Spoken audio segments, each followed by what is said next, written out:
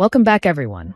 Before we dive in, make sure you drop your thoughts and the lessons you took from this story in the comments. And don't forget to like and subscribe. Let's get into it. At my father's 65th birthday dinner, my husband tapped his spoon against a glass and told our entire family he was divorcing me from my sister. He said it calmly, almost gently, as if telling them the weather. Then he reached for my sister's hand. A silence fell over the table so complete that the refrigerator's hum seemed deafening. Every gaze slid toward me. I looked at each face, took a sip of water, and said, "Please check your emails right now. My name is Yolanda. I am a digital forensic specialist. My work is the quiet, methodical business of pulling truth from the places people think are private forever. Drives, phones, clouds, log files, caches. The habits that make me good at my job, patience, structure, the tendency to notice the small pattern most people overlook, saved me when my marriage became my most devastating case. It started 8 years earlier at a fundraising gala for Texas Children's Hospital in Houston. The ballroom glittered with donors and dignitaries, and I was there to represent my firm, which had donated a security upgrade to the hospital. He was there too, Calvin, looking slightly uncomfortable in a tuxedo but impossibly kind, crouched beside a little boy in a wheelchair, telling a joke so tender the child's laugh startled the nearby adults into smiling. He said he was a pediatric anesthesiologist, the last face children saw before drifting into surgery and the first face they saw waking up. He had that steady light in him. A year later, we married under the oak tree in my parents' yard in Houston's 3rd Ward, and we bought a tired little craftsman in the Heights that we painted and sanded and rebuilt together until it felt like a shared heartbeat. Those early years were gentle and sure. Sunday breakfasts with terrible singing. Notes in my laptop bag. Have a great day. I love you. Evenings when he would set a telescope on a blanket in the yard and let the constellations carry my worst workdays away. We were the couple people thought of when they said the word solid. I never imagined a fault line running under everything we built. The first hairline crack appeared 3 years ago, and it looked nothing like a crack. It looked like family. My younger sister Tiffany had always been restless. 2 false starts at college, drifting from New Orleans to Phoenix to Charlotte, trying to land in a life that never quite held. She called me from a bus station, broke and exhausted and ashamed. I told her to come home to Houston. We have a guest room. It will be a couple of months, I said. We will help you stabilize. Calvin hesitated when I asked. He was at the kitchen island, skimming a journal. Are you sure? He asked without looking up. Sharing our space will change things. I said she is my sister. She has nowhere else to go. He smiled, that warm, yielding smile that used to undo me. Whatever you think is best. 2 months stretched to 6. Tiffany found a job at a gallery in Montrose and said rent was impossible on her salary. Just a bit longer, she promised, hand on my arm, voice sweet with gratitude that felt like a balm. After Tiffany moved in, their closeness arrived like fog, soft, creeping, easy to ignore. Calvin worked later. Tiffany's errands took hours. They shared glances and inside jokes across the dinner table. Sometimes I would walk into a room, and the conversation would evaporate exactly as I crossed the threshold. When I asked, they said it was nothing, a joke I would not get. I told myself to be reasonable. Long hours were part of marrying a physician. My sister admired my husband. It was nice. I told myself that a dozen times until the words lost all meaning. People gently tugged my sleeve. My mother, looking out the window at a barbecue, said, Calvin and Tiffany get along so well. She meant it as a compliment. My best friend Valerie saw Tiffany call Calvin 3 times in one morning for trivial reasons and said, "Be careful." I laughed it off. I would not become the suspicious wife. I would not turn love into surveillance. Trust was the bedrock of our marriage, and I clung to it even as it slipped grain by grain through my fingers. The discovery was ordinary. On a Tuesday evening 6 months before that birthday dinner, I needed to order takeout, and my phone was dead. I opened Calvin's laptop to use the browser. It restored the last session automatically. One subject line had no business being there, from Tiffany, tonight. I clicked. I read. The world I knew broke so neatly I could hear the snap. She wrote that last night was amazing, that she could still feel his hands on her. His reply said they needed to be careful. He did not want to hurt me. The thread stretched back for 2 years, before she ever came to our house. Their move had been planned. Our kindness had paved their road. The first minutes after I finished reading were the quietest of my life. I sat in his office chair in the dark and listened to our house breathe. I looked at the framed medical diploma on the wall and the calendar magnet from last year's hospital food drive and knew none of it meant what I thought it meant. When Calvin came home, he kissed my forehead, asked about my day, reheated the meal I had left in the oven, and told me about an exhausted surgeon who forgot where he parked. I watched his mouth move as if it belonged to someone else. I said I was tired. He rubbed my shoulder with that familiar tenderness. A stranger's hand. My work instincts took over. Grief turned to method. I saved screenshots of their emails. I pulled credit card statements and matched them to his claimed shifts. Boutique hotel on a Wednesday afternoon. A romantic restaurant on a night he was supposedly in back-to-back cases. I enabled location sharing again, the ordinary safety feature we once used and forgot. The small blue dot drifted unfaithful as a leaf to Tiffany's new apartment after she finally moved out, and to the same downtown hotel on weekends he said were conferences. I built a file. I called it Case File 734. I tried one conversation, small and careful, on the porch swing when the sky was that soft Houston lavender just after sunset. I think we should talk about Tiffany, I said lightly. His body, almost imperceptibly, tightened. He played it perfectly right away. Denial gentled into condescension. She is your sister, he said. She needs guidance. If you are feeling insecure, that is something we should address. I held his eyes and let him see nothing of what I knew. You are right, I said. He relaxed. He put his arm around me. He had no idea I could feel the chill of that embrace down to the bone. After that, the campaign began in earnest. Tiffany called constantly, her voice coated in sweetness. Sister time, she chirped.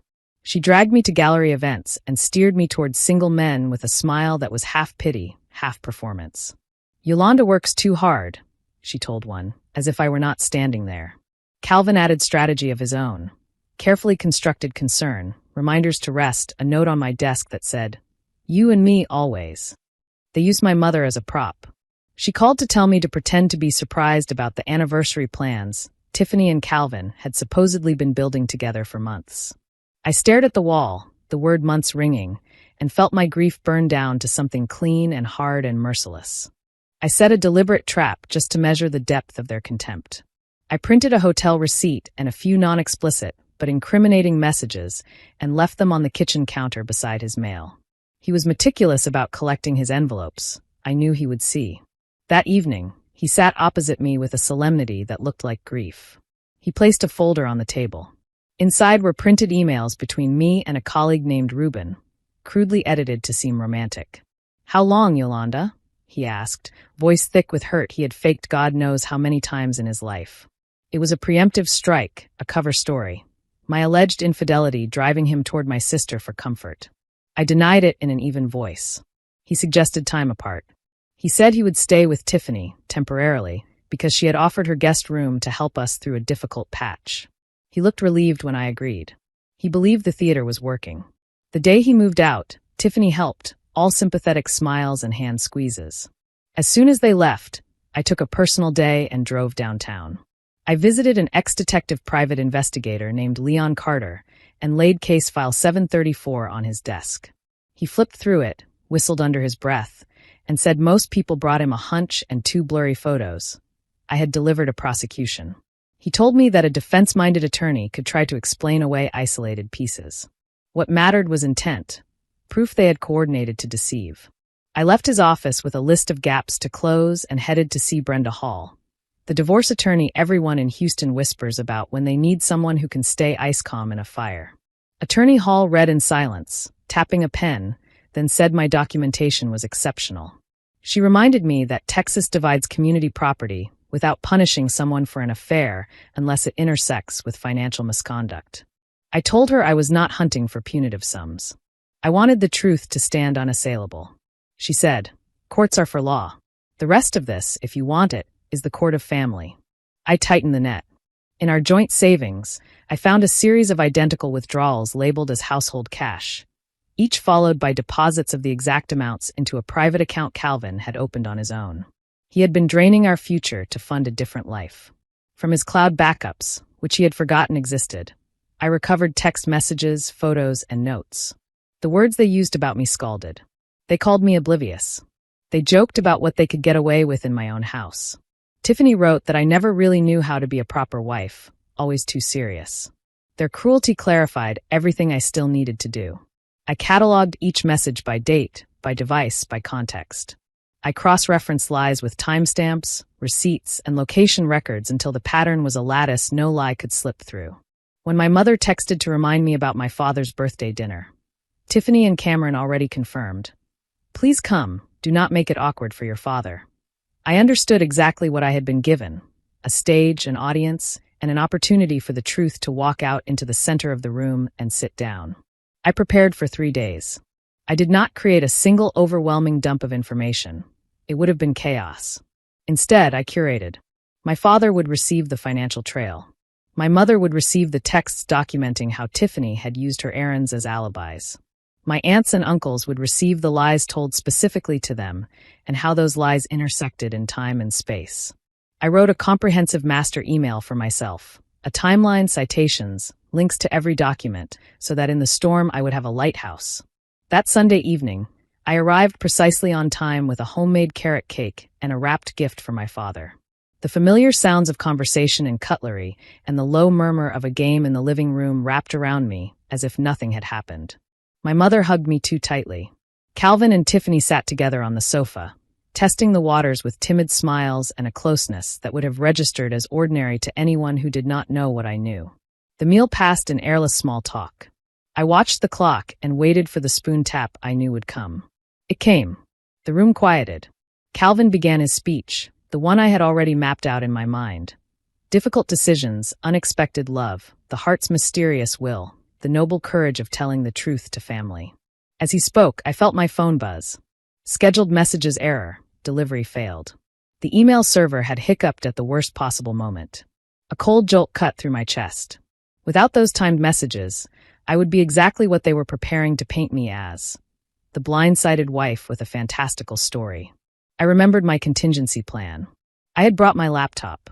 While the room hung on his words, I attached the master folder to a new message, added every family member to the recipient's line, pressed send, and closed the computer with a steady hand. Calvin finished his line about falling in love. Heads turned. I lifted my chin and said, "Please check your emails right now." A bright scatter of chimes and buzzes flared around the table. The choreography of comprehension unfolded with a terrible grace. My cousin Malcolm scrolled first, eyes widening, lips parting, his face draining. My father's brows drew down as he reached the bank statements. My mother's hands trembled as she read how Tiffany had used her to cover meeting Calvin. The room's silence changed shape, from shock to the dense, ringing silence of revelation. Tiffany hissed, "What did you do?" Calvin fumbled for words about privacy and violations of trust. I answered evenly that Texas is a one-party consent state, and that shared financial accounts and devices left open in our home are not private in the way he wished they were.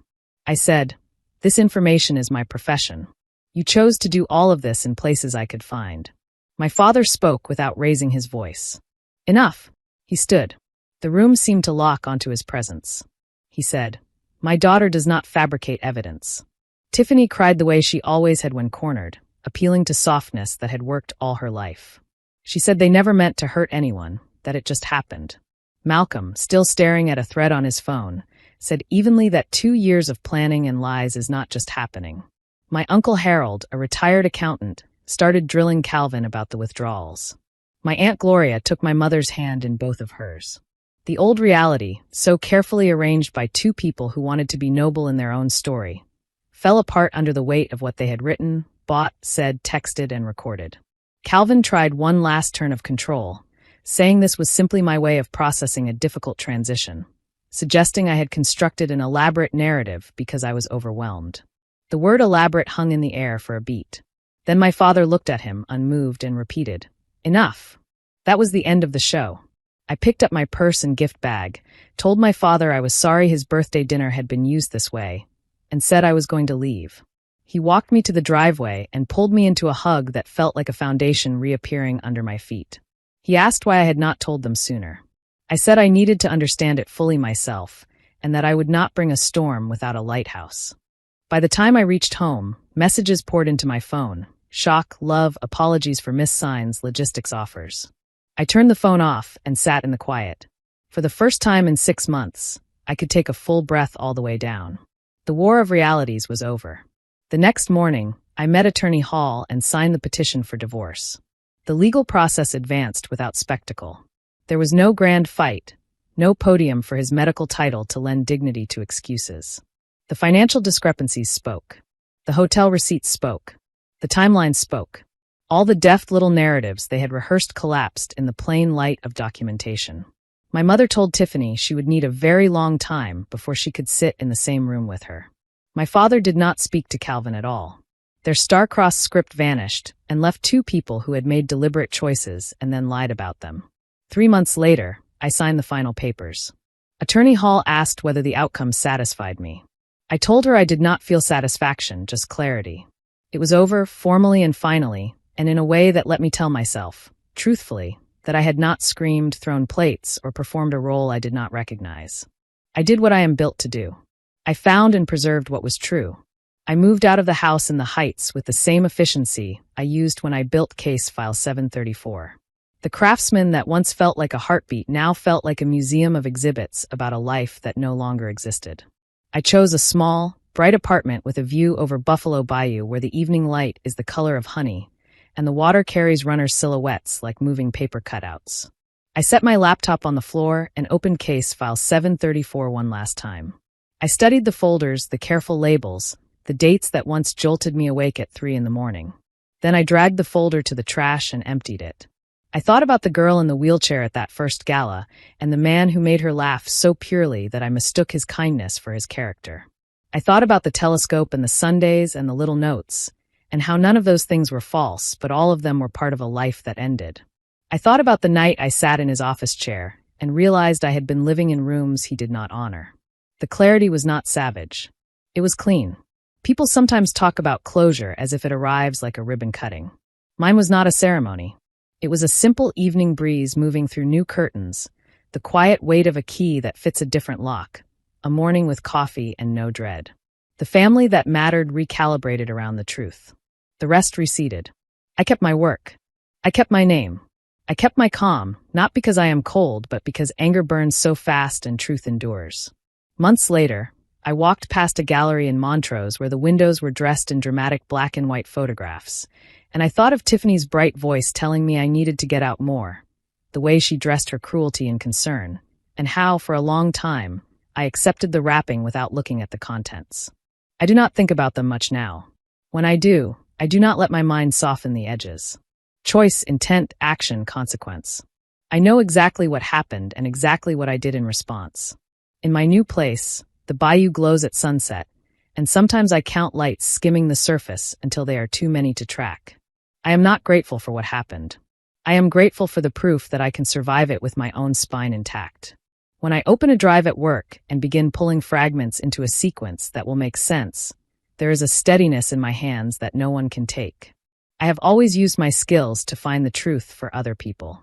In the end, those same skills brought me home to myself. If you enjoyed this story, please like, comment, and share this video with your friends.